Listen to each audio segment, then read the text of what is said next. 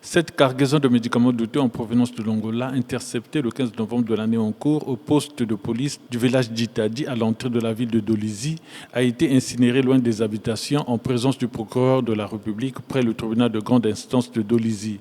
Ce véhicule immatriculé 205 R5 utilisé pour le transport des 89 colis contenant plusieurs cartons de médicaments non conformes à la loi avait pour destination la ville de Pointe-Noire. La qualité des soins passe par la qualité de médicaments. Il se passe que dans notre pays, et particulièrement dans notre département, beaucoup de médicaments circulent qui ne sont en fait que des faux médicaments, qui parfois ne sont que ce que nous appelons des placebos, donc des médicaments sans principe actif. La police a donc fait un bon travail, la saisie a été faite. Nous allons veiller à ce que ces médicaments ne se retrouvent pas ni dans nos formations sanitaires, et encore moins dans nos villages et quartiers dans le département du Niari.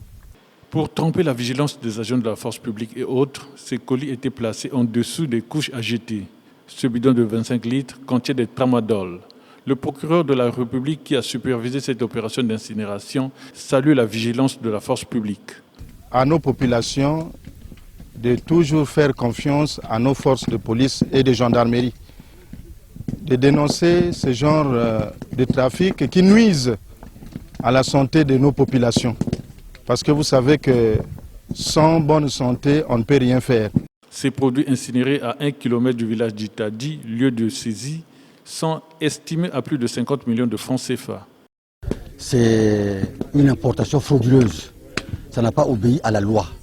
Et le président de la République avait signé une loi, la loi 3, du 24 janvier 2007, réglementant les importations et réexportations en République du Congo.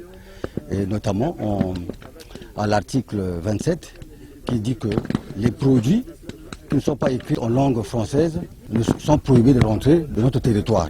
Et il s'avère que ces produits-là sont écrits en langue portugaise.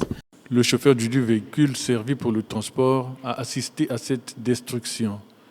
Véhicule en fourrière à l'hôtel de police de Dolisie.